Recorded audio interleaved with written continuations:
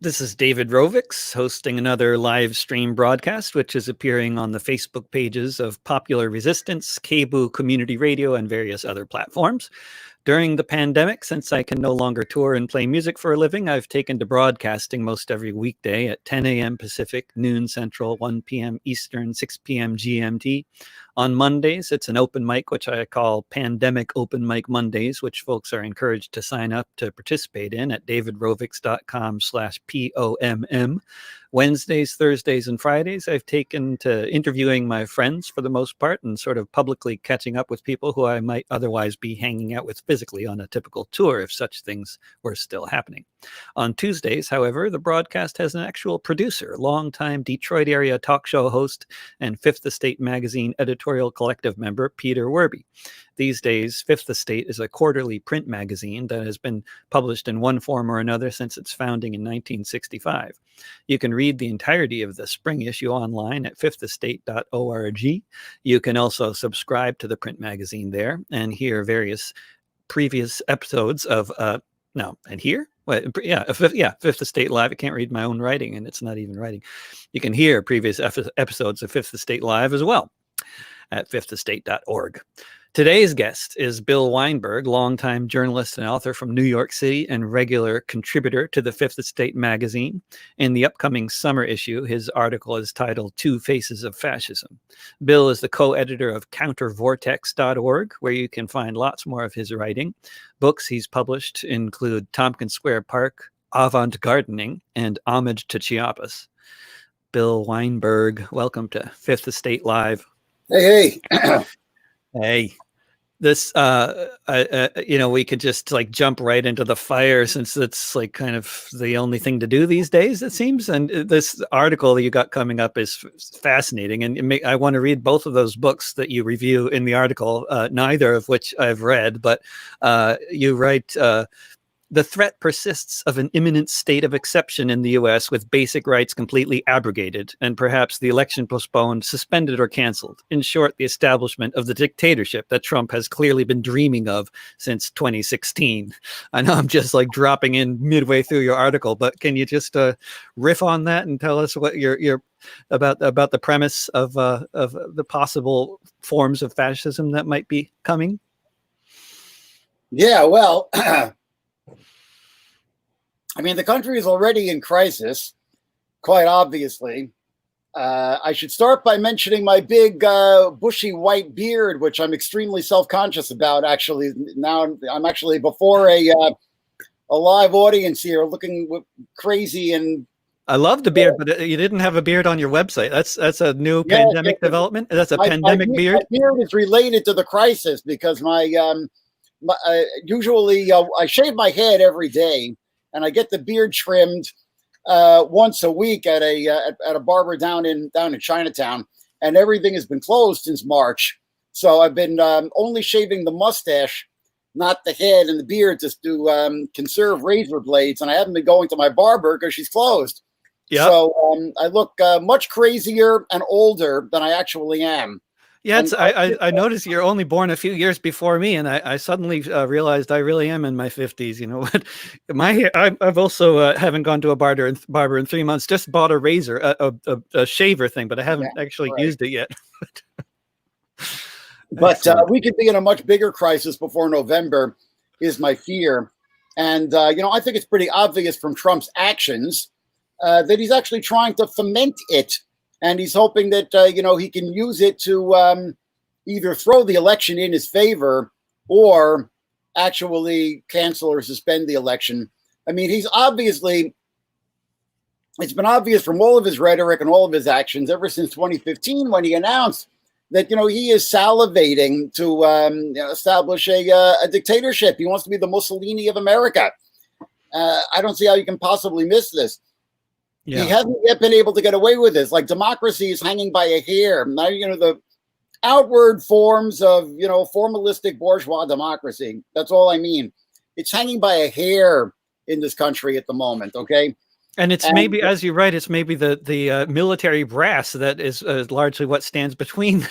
Right. Which is, yeah. Well, I think, his first real effort to try to escalate things to the point where he could, declare martial law, and abrogate constitutional rights, etc., was about a month ago with the big climax that we saw down at Lafayette Square in Washington, D.C., where actual military troops were used, and the actual Miley, the head of the Joint Chiefs of Staff, was on the scene directing things, dressed in camo, and there was a big outcry about this. And in the immediate aftermath, both Miley and Mark Esper, the Secretary of Defense, and Mattis, the former Secretary of Defense, all issued statements saying that no, the military should not be used for domestic enforcement. And I think that this was due to rumblings of mutiny in the ranks, percolating up to the brass, who sat down with Miley and Esper and had a little talk with them and said, troops may refuse to obey orders for domestic repression. And remember the old military maxim: never give an order you're afraid may not be obeyed, because that's when authority begins to break down entirely. And that's obviously something that they very, very much wish to avoid. So I think that, it's actually the Pentagon, which has probably been telling Trump that, no, we don't have your back. If you try to pull any monkey business, we're not going to back you up. And I think that's restrained him. And I think maybe, obviously, I'm not privy to what's going on in the corridors of power, but maybe that had to do with why he sort of blinked on Tulsa. The second opportunity that he had to try to foment something after Lafayette Square was Tulsa, where he, his big comeback rally after the country was basically, the economy was suspended and all that due to the pandemic. And now, of course, they opened way too soon and way too precipitously. And that could just, be completely self-defeating. They're going to have to lock down again if the virus continues to spread. But in any event, he was going to have this big triumphalist rally. He chose the date of Juneteenth, which is the holiday which celebrates Black emancipation in this country. And he chose the city of Tulsa, which in 1923, of course, was the scene of a generalized massacre of the African-American community in that city. Yeah, 1921. Yeah. 21. 21. Okay, forgive me. Yeah. Mm-hmm. And the very successful and well-established Black community, they actually called it Black Wall Street, and it was burned to the ground by white supremacist mobs and militias back in 1921. Right, it was 21. And it seems like Trump is, you write also that Trump has really been waiting for a Reichstag fire moment, or like a 9/11 moment, right? And he's just not getting it, right? He's not getting one. At the 11th hour, he blinked, and he actually he kept the rally in Tulsa, but he actually held it a day later. He actually held it on June 20th rather than June 19th. So it wasn't actually on Juneteenth. So it was less of a provocation. And because if he was provoking some kind of a response by having a rally on Juneteenth, and as you write it, the prospect of some kind of a uprising requiring troops to put it down, then the possibility is there, of course, that the troops wouldn't want to put down such an uprising, particularly when you consider how many of the troops are Black and brown. So consider it's not like that. This is not the police force. Yeah. But the other thing is also that you write about, I think, very interesting stuff about how Trump is not a very well organized fascist, in the sense that he didn't actually have a sort of a brown shirt movement prior to his election. So he's really kind of lacking a certain element of taking power through. Right. I think one of the things which has saved formalistic democracy, at least in this country, for the past 4 years, is Trump's own incompetence. Yeah, he's got the dictatorial ambitions, and he's got a certain, Mussolini-like charisma, when he's playing to his crowd. But he doesn't have. He's not a competent organizer. That is not. So no, he hasn't been able to get his paramilitary force together, his black shirts or his brown shirts, so to speak. But my fear is that now maybe that's starting to come together, especially, the way he's been able to exploit, the backlash against the lockdown measures among, the white middle class. A lot of them have actually, especially as we've seen most dramatically in Michigan, but it's not just Michigan, it's elsewhere in the country as well. You actually are starting to see a lot of these people get armed now. And you actually are starting to see the beginnings of a right-wing militia movement in this country, such as we saw in the 1990s, beginning to reemerge again. There isn't any mechanism of command. They're loyal to Trump, but there isn't any mechanism of command. But that may yet emerge, and it's definitely something to be very concerned about. And also, as much as Trump keeps on clearly trying to provoke some kind of a 9/11 moment, it just keeps on not happening, right? Where there's just, I mean, it seems like he's been waiting for it, hoping for it, and it's just not coming along. Thus far, we still got several months till November. Exactly. Yeah. And even beyond November, he's still going to be in office, even if the election goes ahead and it's a normal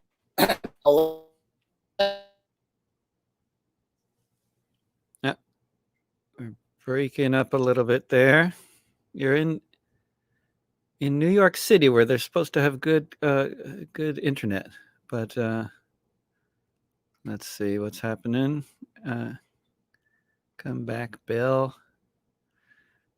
Hopefully the technical issues can be resolved. What's going on here? I blame the NSA. Bill. Let's see. I don't know. Well, we'll try to we'll hope that he can come back somehow. You can click that link and hopefully he comes back. You're listening to Fifth Estate Live, which comes to you every Tuesday on various platforms, including the Facebook pages of Popular Resistance and Cable Community Radio. You can find all the episodes archived in audio form at fifthestate.org, where you can also subscribe to the Fifth Estate print magazine. We're talking with longtime journalist and author from New York City, Bill Weinberg, who is currently, hopefully, trying to get back to the show. We can maybe just do an audio connection if there's issues with the video, although that seemed to be working just fine right up until the time that he vanished. Let's see. Are we back? Hey, it was all it was, and everything was just fine. The audio and video was perfect right up until the time where it just like totally crapped out. So but I don't know. Now it seems to be fine again. I don't know. Yeah, New York City. Well, I mean, has pretty good Wi-Fi usually. This technical glitch. Go ahead. Maybe try to. Can you hear me? Now you're breaking up again. Try turning off the video. Maybe we can just do audio. Maybe that's going to be better. If that's going to be. Can you hear me? You're breaking up and your image is freezing. So can you try just turning off the video and we'll just do audio? Let's see. Bill, if you can hear me, try just turning off the video. I can hear you, but you can't hear me. Can you turn off the video? I don't know how to do that. How do I do that? Let's see. I'm trying to figure out how to do that. See, I knew this was going to be easy. Yeah, I know, because it was working fine before. Now it's, yeah. I mean, hang on a minute. Let me try it in. Hang on a minute. Now you're back, both video and audio. Let me try it in Chrome. Well, it could be just turning off the video. Can you hear me? Yeah, I can hear you. But how do I do that? Yeah. Should I try Chrome? Let me try Chrome. You could try Chrome, but yeah. Let me try Chrome. Hang on a minute. Might help. Okay. We'll get Bill back here on another browser. Maybe that will work better. But the browser also might not be the issue. But we'll see. So, but while we're waiting for Bill to come back, I could read you some of his article. But here we go. Let's see. See me? Can you hear me? Let's see. Yeah, I can hear you and see you. Good, good, Yeah. good. Maybe Chrome will work. Maybe that could be. Yeah, and everything else on the computer, close all other anything else you have open on the computer. Close all that. Oh well, that's kind of difficult. Yeah, that could be the thing too. But anyway, we hear from somebody in London says we can hear and see you in London. So I guess anyway, you're working. It's working now. London.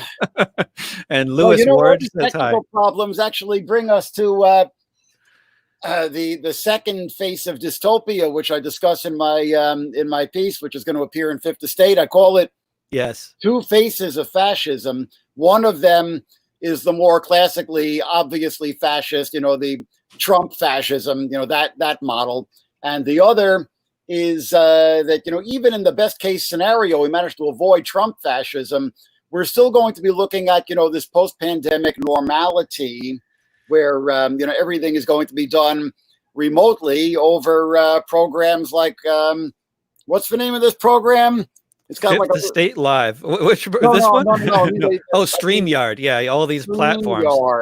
This dystopia. Who knows who's listening or what's going on or who who else is listening? Exactly. And this book sounds fantastic. This 1909 book. Right. It sounds like it's predicting now. Yes, exactly. Let me talk about the two books.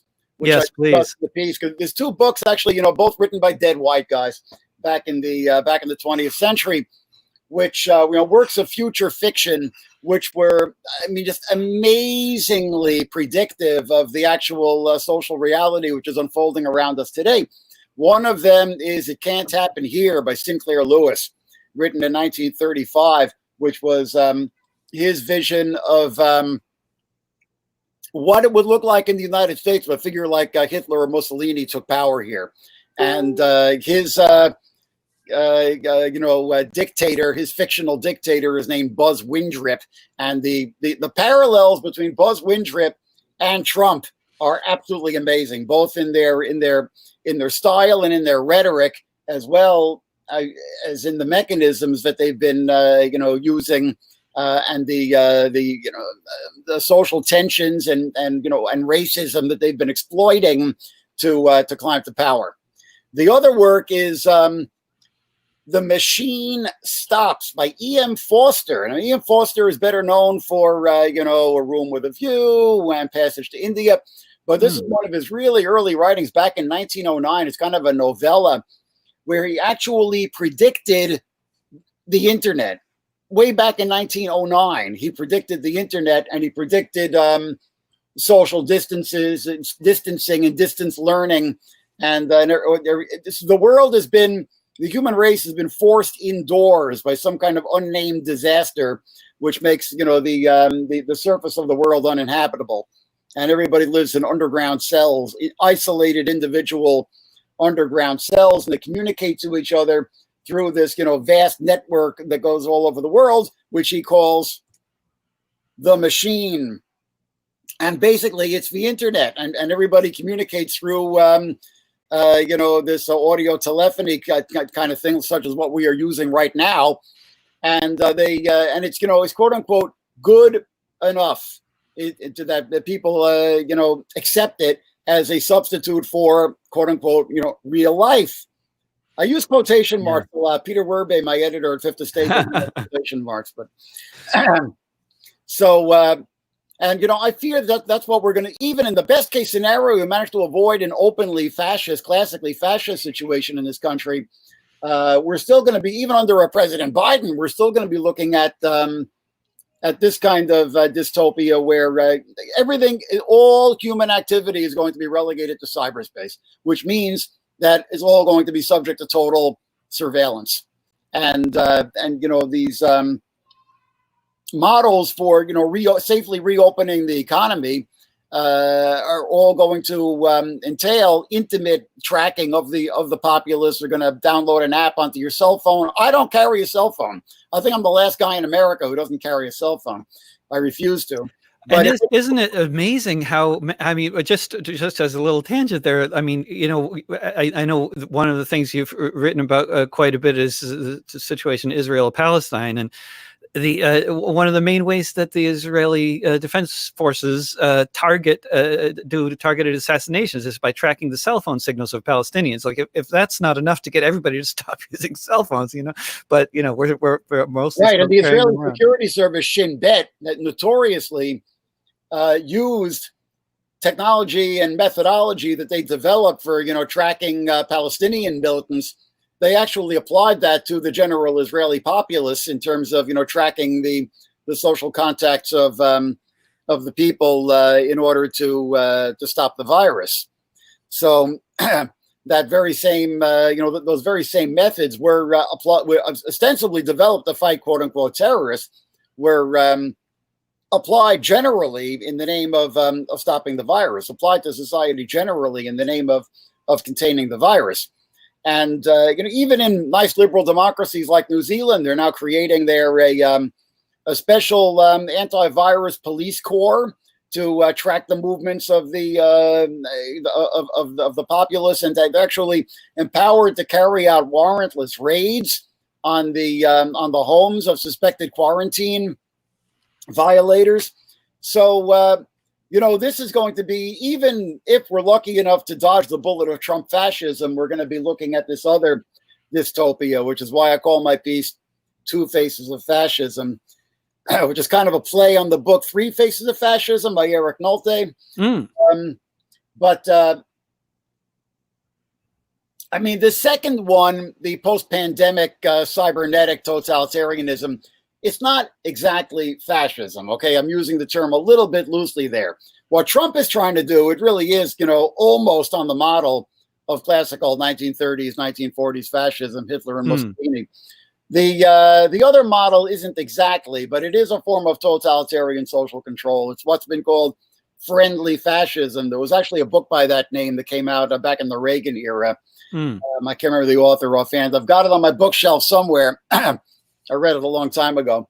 Now, you could argue that, friendly fascism which is not motivated by, an ugly ultranationalist ideology and by ethnic hatred, but, merely concern for public security and public health, you could, that kind of fascism, you could argue that it's not really fascism classically defined, and that, friendly fascism is an oxymoron. Fascism by its nature is not friendly. But so I'm using the term a little bit loosely for that second category, but they are both threats to human freedom without a doubt. Like a total control sort of situation, and whether it's friendly or not kind of depends on who's in charge, but the total autocracy is there. You got it. Depends on who's in charge, precisely. And ultimately, another thing that I say in my piece is that right now Trump has been steering up his base by exploiting the backlash against the social restrictions imposed in the name of containing the virus. But he could flip on that in a minute. And if he fails to get his Reichstag fire between now and November, he could suddenly decide that, the virus really is a threat, and actually use the virus as, his crisis to lubricate his dictatorship. So Trump could flip on that, just overnight. And we could get the worst of both worlds. We could get both models of fascism. That's right. There's another third option. Bill, I wonder, like, one of the things that's now, one of the things that's now being talked about in the finance press, on Marketplace and Yahoo Finance, on various Business Insider, all kinds of places. I get these notifications on my phone, and they are all talking about the possibility of 20 to 28 million evictions being carried out between now and September in this country. And you've got a lot of background resisting evictions in various forms. And I would say that the whole movement in the Lower East Side in the 80s was in many ways all about resisting gentrification and waves of evictions and everything else. Can you talk about that? And also, I think how it plays into the holding of public space is another, I think, sort of feature of successful struggles and struggles that you've been involved with, like around Tompkins Square Park and guerrilla gardening. And this is not a question. It's just more an open-ended, like, talk about that, would you? Sure. Well, before the shutdown, for the past several years, I've been doing a radical history walking tour of the Lower East Side for the Museum of Reclaimed Urban Space, which was actually a museum which we established on the ground floor of C-Squat, one of the legendary squats on the Lower East Side, established back in the 1980s. A museum which, was actually dedicated to documenting. It still exists. I think it's just reopening now, although I haven't resumed the tours. A museum dedicated to documenting the whole struggle which took place on the Lower East Side back in the 1980s, actually even before, beginning in the 70s and continuing on into the early 90s. That was really the peak of it, when a lot of land had been abandoned during the urban crisis of the 1970s, when the city was in total disarray, and real estate prices were very depressed, and a lot of land was just abandoned by the landlords, and a lot of vacant lots and empty buildings around the neighborhood. And a lot of the vacant lots were reclaimed initially by Puerto Rican folk in the neighborhood as community gardens, and we still have the highest proportion of community gardens, I believe, of any neighborhood in the country here on the Lower East Side. And then following that, in the 1980s, a lot of the abandoned buildings were reclaimed by squatters. Young kids just moving in and fixing them up and taking them over. And during this period, I was kind of involved in this movement. I technically was not a squatter. I had lots of friends who were squatters, but the building where I'm living now, I'm still living in the same apartment, but I moved into back then. When I moved in back then, the building had essentially been abandoned by the landlord. So we were on rent strike because the landlord wasn't doing any upkeep and there wasn't any heat or hot water. And so we were, it was like almost squatting. The difference between squatting and being on rent strike is, you're squatting when you move into a building which has already been abandoned and take it over and start to fix it up. You're on rent strike when, you've been living in the building when the landlord abandons it and stops doing any upkeep, and you stop paying your rent because the landlord isn't doing any upkeep. So that's the situation that I was in. Eventually, in my own building, we won in court against the landlord, and the building was taken away from the landlord by the city. And at that point, we had the opportunity, we meaning the residents of the building, the tenants council, we had the ability, this was going back to 1993, something like that.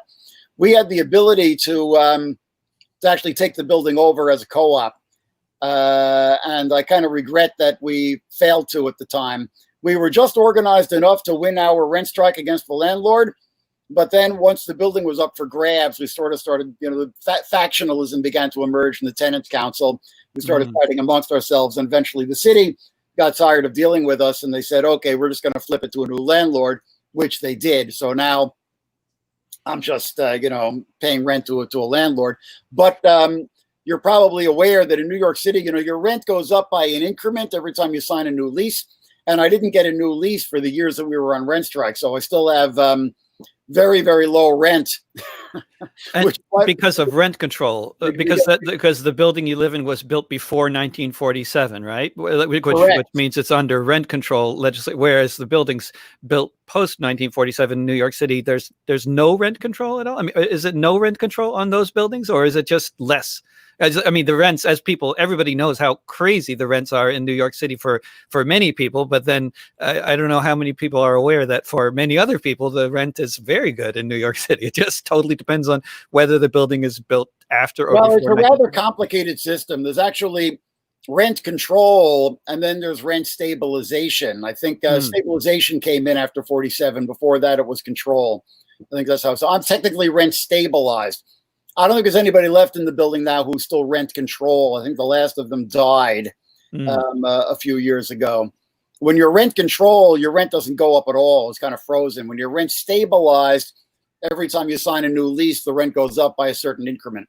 But my rent didn't go up for a period of like 5 years because we were on rent strike. So my rent is like disgracefully low by the standards of New York City today, which is why I can get away with living as a freelance writer. So, yeah, right.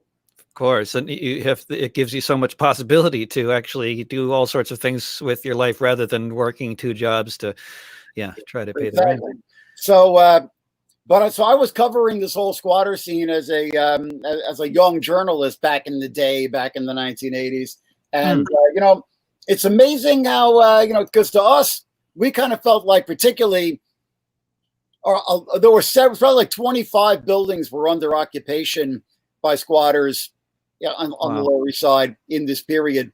And finally, the whole thing came to a head with the Tompkins Square riot of 1988, where, there was a tremendous crisis of homelessness in New York City at this time. Because first of all, this housing stock had been destroyed during the landlord arson and abandonment of the 1970s. And then with the beginnings of the economic recovery, there I go again with quotation marks, in the 1980s, working people couldn't keep pace with the rising rents. And there was a second wave of displacement. So obviously, the economic recovery was not an economic recovery for the working people of the Lower East Side. Just the opposite. It hurt them economically because they weren't getting the jobs. They had lost their jobs in the industrial sector, which was gutted. And they, were not getting the new jobs in the service economy, and down on Wall Street and so on, which were being created. So people were being displaced by gentrification in this period. So in the summer of 1988, the long, hot summer of 1988, the homeless moved into Tompkins Square Park and established an encampment there.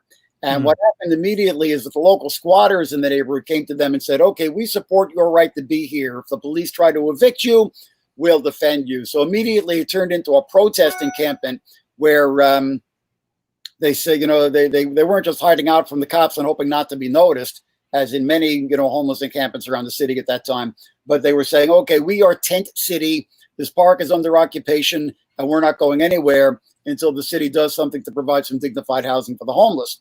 But of course, the city administration under the ultra-reactionary mayor, Ed Koch, responded by imposing a curfew in the park. Up till this point, all the parks in New York City have been open 24/7. Nobody ever thought to close them. But now Ed Koch says, okay, all the parks are going to close at 1 o'clock in the morning, starting with Tompkins Square. And the local anarchists say, no, we're not, and squatters say, no, we're not going to have this. We're going to resist the curfew. And on the first night that the curfew was to be enforced, August 6th, 1988, the obvious happened. Avenue A, right outside the park, filled up with riot police, with their helmets and their shields and their full-on gear, ready to rock and roll.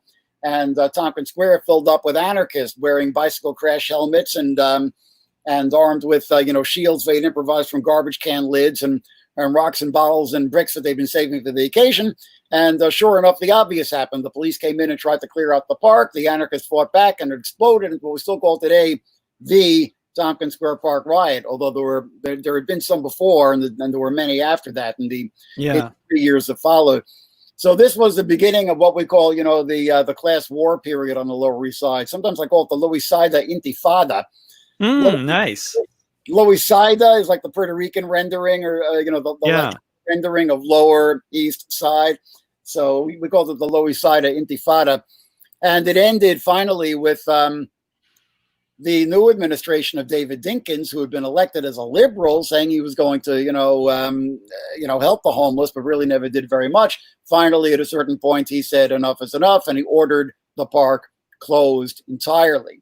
So the park was closed for 2 years, and when it was open 2 years later in '93, the curfew was enforced. It's now actually a midnight curfew, an hour earlier than the original curfew. And during those 2 years that the park was closed, the protest movement in the neighborhood did not have any place to meet and gather, because the park had sort of become the focal point of the whole protest movement. So it was gutted. It was finished. And in the years after that, there were a lot of squatter evictions. The homeless were cleared out, and the whole neighborhood got very, very aggressively and rapidly gentrified. Resistance began to reemerge in the late 1990s over the whole struggle to save the community gardens on the Lower East Side, because at a certain point they said, okay, now, we've conquered enough territory that we can start clearing out these community gardens. And one by one, they were slated to be bulldozed. So there was a lot of protest about that in the late 1990s, less nihilist and less, really hardcore anarchist and more green and environmentalist in its sensitivity. But, they locked down to the trees in the gardens, just like, the radical environmentalists out west were locking down to the old growth forest in the Rockies and, standing up to the bulldozers. We're doing the same kind of thing here on the Lower East Side. And the different character of those two movements, it strikes me that they were largely, that when you describe the more hardcore anarchist, the thing, and then the locking down, like Earth First kind of thing, later, these movements were both happening in the context of the world, right? So the Lower East Side Intifada, this is happening at the same time as the first Intifada. That's right. in Palestine, and also at the same time as there's a real rise in the sort of autonomous movement in Germany and Denmark and other parts of Europe, which was very much this black-clad anarchist street fighter ethos, right? And, and then later with the global justice movement that was happening in the late 90s, it took more of that character, didn't it? It was, exactly. So also the relationship between the squatter movement and the movement to hold on to Tompkins Square Park and gentrification. Really, the gentrification that took over the whole of Manhattan really was really delayed for years and by that movement in many ways. It was such a present movement on the streets, wasn't it? And people in the neighborhood who were not from the sort of black-clad anarchist crowd understood that. It was a widespread understanding that this movement there was good for everybody who didn't want gentrification. Was that what you say? Or am I simplifying too much? You might be simplifying a little bit there. The neighborhood became divided at a certain point. That was one of the ways that the city was able to get away with what it got away with in '91 when they closed the park. Even the movement at a certain point became divided between the really, hardcore bottle throwing faction, and even, it got to the point of throwing M80s at the police. It started to get really heavy. And those, and particularly after they closed the park, there was a real kind of dividing line which emerged where between those who were more interested in just, escalating tactics to the point of, total war with the police, and those who believed in going a more traditional community organizing route and actually, trying to build alliances with, the other community institutions, which were less hardcore, to the churches and so on in the neighborhood, and get everybody on board on the same page of demanding that the park be reopened. And, I'll admit I fell into the latter faction there. I was in the more quote unquote moderate camp at that point, So I felt there was a tactical error to, just to hang on to the, at that juncture, to hang on to the brick throwing tactic. So, there was a lot of controversy and a lot of division in the neighborhood, and even within the movement, as well as, there were those outside the movement who began to view it rather dimly. It has to be said.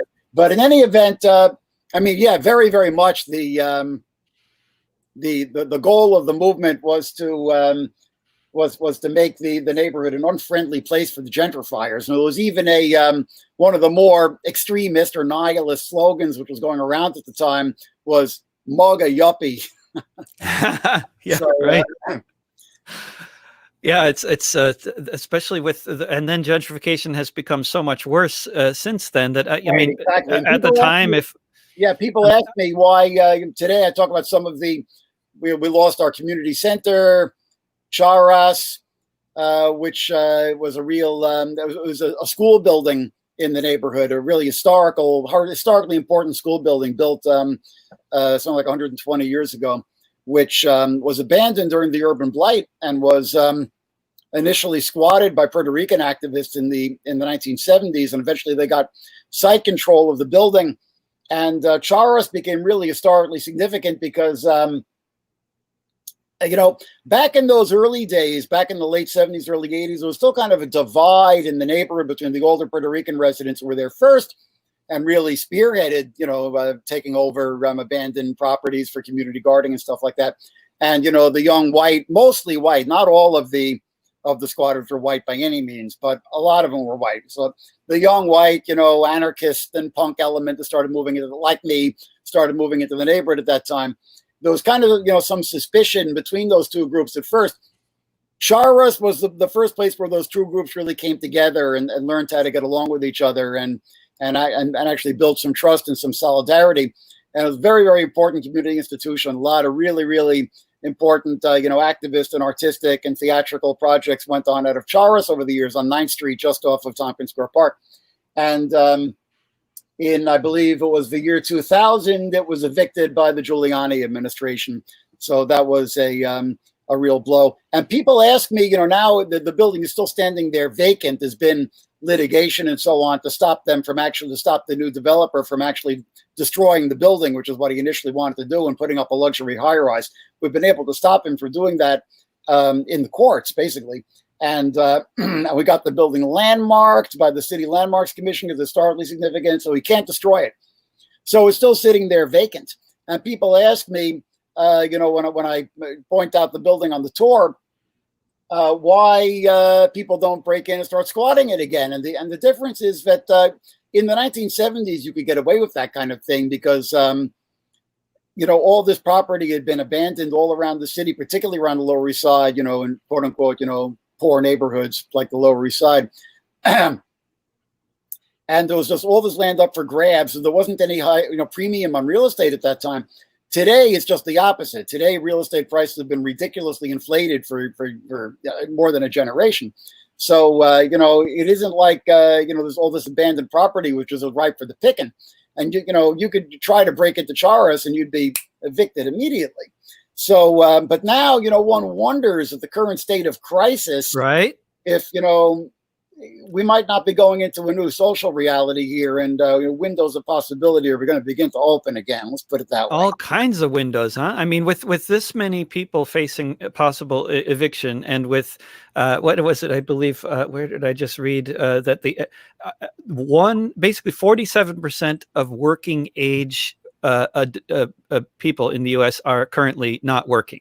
So when we, so how they define unemployment rate and all that, I mean, maybe lots of them maybe don't want to be working, don't need to be working. But anyway, it's a huge, however we slice it, it's a massive situation here in terms of poverty and imminent eviction. And when these suspensions on evictions end, and with all these people, organizing rent strikes or talking about rent strike or just not paying the rent, it's just hard. I can't picture. I mean, I'm trying to over here doing some organizing around trying to prepare for that, for the wave of evictions that's coming and develop a response network. Portland. Yeah. We have a suspension on evictions in Oregon that's just been extended till the end of September, which I think is, I think Oregon is generally doing the best job of kicking the can down the road, but not actually, solving the problem, just delaying the, what seems to be the inevitable. I don't know, but it's, yeah.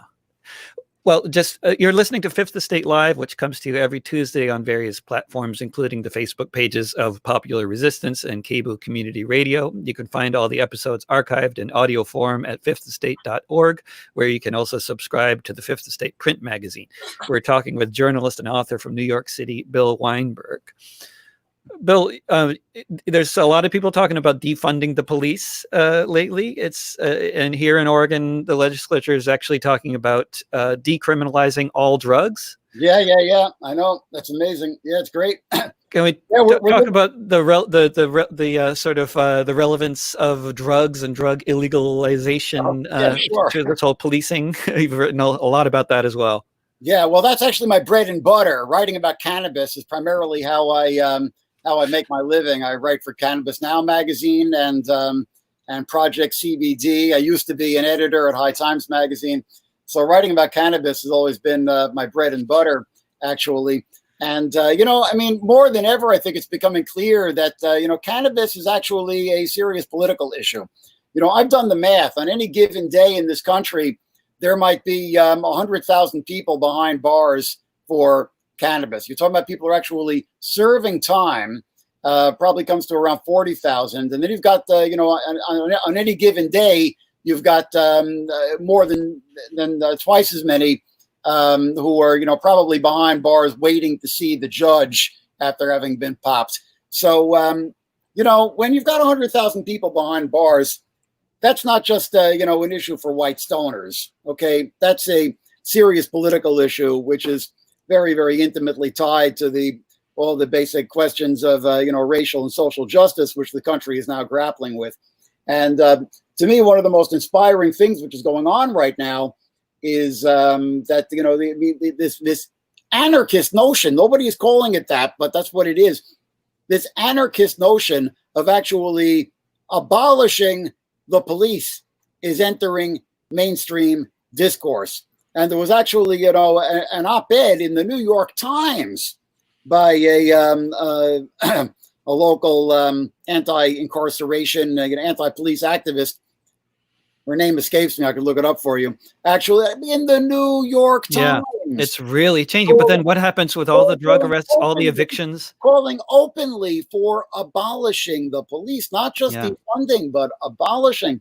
So, it's really amazing to see, these anarchist ideas entering mainstream discourse at this moment. How it's all going to actually play itself out is, an open question. We're going to find out. But, a first step, even just as a matter of policy, as a matter of public policy, a first step, which I think, that there could be a basic progressive consensus on is, eliminating the victimless crime of cannabis. And that would, slash arrests immediately and slash the need for cops on the beat and slash the opportunities for negative interactions between black folk and the cops from coast to coast. It would just slash it immediately. So I actually wrote a piece to that effect. I think it was called defund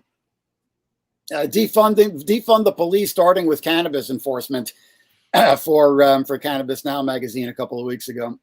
Right. And then if they also stopped enforcement of all other drugs and started perhaps regulating them without it to make sure there's no fentanyl in the heroin. Yeah, that could also slash the rates of arrest and also improve the public health. I support that kind of approach, but I also understand that it's a harder sell. It's more controversial because heroin actually is dangerous. But enter 2020, and now we're not dangerous. So it should be a no-brainer with cannabis, and that I think is where we should start pushing the conversation. You sound very conservative, Bill. The Oregon legislature is talking about banning enforcement on decriminalizing all drugs. Oregon is ahead of the rest of the country on this by a mile. Yeah, maybe. Yeah.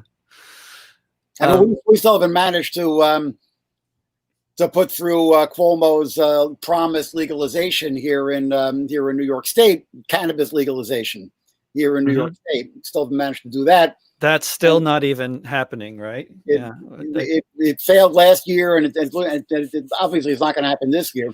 And our medical marijuana program, I hesitate to even call it that because the actual herbaceous cannabis flower is not allowed. Only extracts and tinctures and edibles and stuff like that. It's still a very, very restrictive program. Gosh. So, well, the tinctures are very nice. This is no mess at all involved with the tinctures. What is no ashtray? What's that? This is what's this?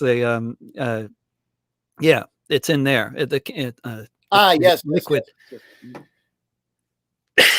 Bill, you've spent a lot of time in Mexico and other parts of Latin America, and what do we have to learn from the Zapatistas in the current moment and people organizing mutual aid? And I think there might be some bits of more than bits of wisdom to be gleaned for all the organizing that's going on around mutual aid projects right now in the U.S. and elsewhere. Well, the Zapatista Rebellion of January 1st, 1994, I think really changed the world in ways which are little appreciated today. I think that's really got the ball rolling towards the whole anti-globalization movement that we saw in the years following that. And you talk about, about liberating territory. It never ceases to amaze me that, just like, the whole squatter movement here on the Lower East Side, we actually held territory for a matter of, if you talk about the entire length of the squatter movement for a period of, more than a decade, we were occupying, abandoned buildings here on the Lower East Side. And, Tompkins Square Park, for at least a period of 3 years, was really kind of, liberated territory. It was really not under the control of the city government. Well, the Zapatistas have actually had a chunk of Mexican territory. There's mostly mountains and jungle, but nonetheless, a chunk of Mexican territory under their control as a liberated zone. For how many years has it been now? Right. And they still, years. And that's still the case. Years. Still the case, yes. I mean, it's diminished. It's less territory than it was in the immediate aftermath of the insurrection because, by attrition, the government has taken some of it. But it's still a significant chunk of the state of Chiapas is under the control of the Zapatista movement as a, kind of an autonomous zone and liberated territory, which they're running, under their own system of autonomous self-government and with power flowing up from below through local village councils, etc. So, yeah. Have they? Do you know?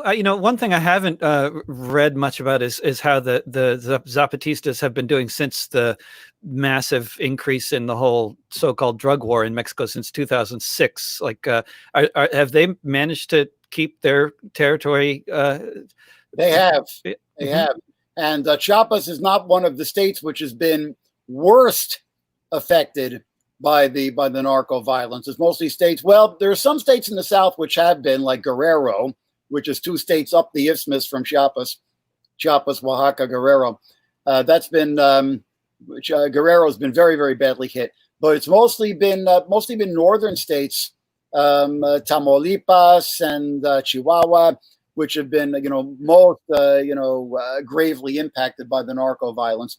So Chiapas, I mean, obviously there's narco violence everywhere in Mexico now, but Chiapas has not been one of the states which has been hit the worst. It hasn't seen, horrific massacres of the kind that we've seen, elsewhere in Mexico. And we saw massacres in the context of the counterinsurgency back in the 1990s, most famously at Acteal in, I believe it was 97. So, but there hasn't been, these kind of like, narco massacres that you've seen elsewhere in Mexico. So, no, the Zapatistas have not been really affected by that. And they've managed to, to keep their autonomous zones free of both the government and the narcos, which, of course, are forces which intersect with each other, to say the very least. Right. Yeah.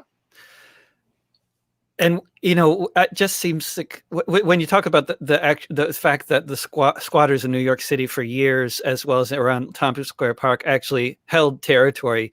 I mean, I think for a lot of people who grew up in this country, it's this idea just seems completely impossible. And like, I mean, the police, to many people, I think, feel like a sort of an inevitability, like something that's impossible to resist. And when I first went to Tompkins Square Park in 1987 or 1988, I mean, I was 21 years old, and I couldn't believe what I was seeing. It was totally different from anything I had experienced. And I'd been living in the Bay Area of California for years at that point, but I was young, and I grew up in the suburbs of New York and Connecticut, and in Fairfield County, and then seeing what was going on one night at Tompkins Square Park. I don't even, all I remember is a lot of fire, hundreds of riot cops, hundreds or thousands of people fighting with the police, projectiles. Well, you must have been there on the night of August 6, 1988 then. I guess so. And then I was there for a few more days. And Park riot, yeah, the big. I guess so. I mean, I was near the back, I guess, so I wasn't exactly. I mean, and then a couple days later, I remember seeing folks with broken bones, broken arms, broken legs. A guy who was known locally as Uncle Jerry. There's another guy named Don. Both of them had broken bones and were in really bad shape. And really, it was Uncle Don. Uncle Don, yeah. Uncle Don, Yippee, and Jerry the Peddler, I think. That's right, Jerry the Peddler, yes. Yeah. Yes. Neither of them fared well in the riots. Well, Jerry's still alive and kicking. Good. We lost Uncle Don a few years ago. Don died, right? Yeah. Jerry's still alive and kicking. Yeah, I see him all the time. But one of the things I remember, and I'm actually going to be talking to him soon, Frank Morales, and I remember years ago he was talking about how the folks in the squat would just have to have good enough barricades to hold the cops off for an hour, and by the time an hour was up, the word could get out in the local community, and a lot more people would mobilize, and frequently the police would retreat. And just the idea, I've seen a lot of police retreating in a lot of different situations since then, mostly in Europe. Seattle. Yeah, Seattle, Germany, they retreat a lot, but they also don't use guns and projectiles, so it's all hand-to-hand combat in a riot in Germany. So it's very frequent that police get their bones broken and retreat, and they don't want to have the use of projectiles because they don't want to escalate the riots there that go on. But it's fascinating, the differences. But I had never seen anything like that in my life, and certainly not in the United States. But I wondered, just. It's not so much a question as like, can you describe the atmosphere when the police retreat?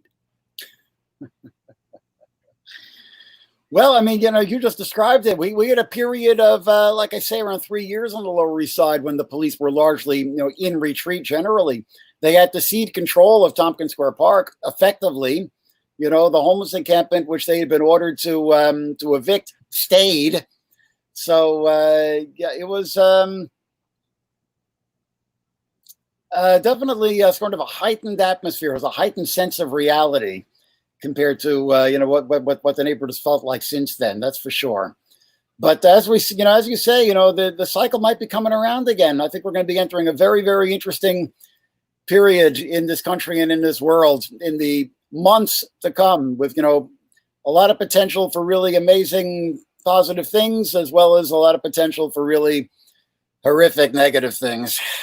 Yeah, it's one of those precipice moments. Things can go in very different directions, huh? Yeah. Well, I suppose we're reaching the end of the hour, but it's been a great pleasure talking with you, Bill. And thanks for having me, David. Oh, thank you. Let's talk again soon. The requisite plug, anybody who wants to, read more about anything that I've been ranting about here, can go to my website, countervortex.org.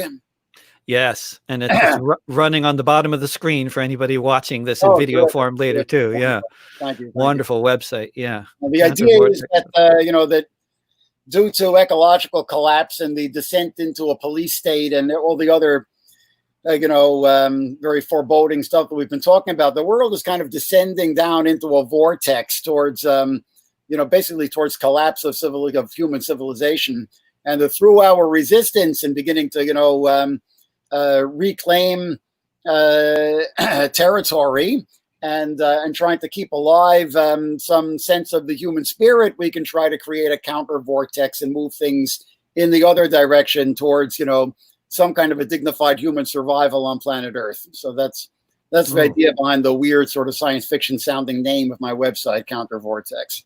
Yeah, get the toilet flushing in the other direction. Exactly, right. Create a little bit of counter energy in the other direction. Exactly right. Yeah, excellent. Thanks again, Bill. I'll talk to you soon. Okay. Good. Over and out.